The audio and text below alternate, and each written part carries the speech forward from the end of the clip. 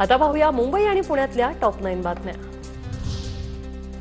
Lower परळच्या Kamala mill परिसरात मुंबई पालिकेची दुसऱ्यांदा कारवाई। कमला मिल परिसरात अनधिकृत बांधकामं हटवली, तसंच उपाहारगृहांचा परवानाही रद्द।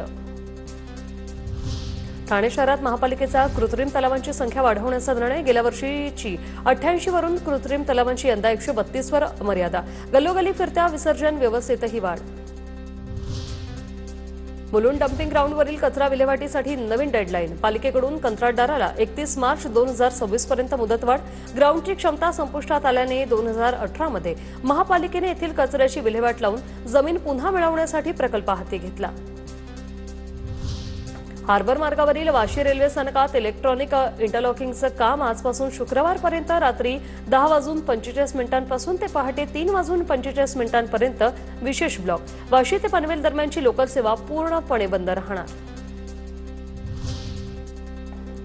पुण्यातील विसर्जन मिरवणुकीसंदर्भात पोलीस आयुक्तांच्या बैठकीत तोडगा नाहीच। मानाच्या मंडळांना आणि इतर मंडळांना वेगळा न्याय देत असल्याची गणेश मंडळांची भावना। महत्त्वाच्या मंडळांना इतर मंडळांच्या समस्या जाणून घेण्याच्या सूचना। यंदा 6 फुटांखालील गणेश मूर्तीचं कृत्रिम तलावातच विसर्जन होणार। पालिकेला वाढवावी लागणार कृत्रिम तलावाची संख्या। घरगुती गणेश मूर्तींचं विसर्जन यंदा कृत्रिम तलावातच करावं लागणार। कोकण मंडळाच्या म्हाडाच्या 5,000 घरांसाठी 41,000 अर्ज। 21,000 अर्जदारांनी अनामत रक्कमही भरली। 13 ऑगस्टपर्यंत करता येणार अर्ज। राज्यात सर्वाधिक कंत्राटी शिक्षक पुणे आणि ठाण्यात। राज्यात 75,470 तर पुणे जिल्हा सर्वाधिक म्हणजेच 8,979 कंत्राटी शिक्षक।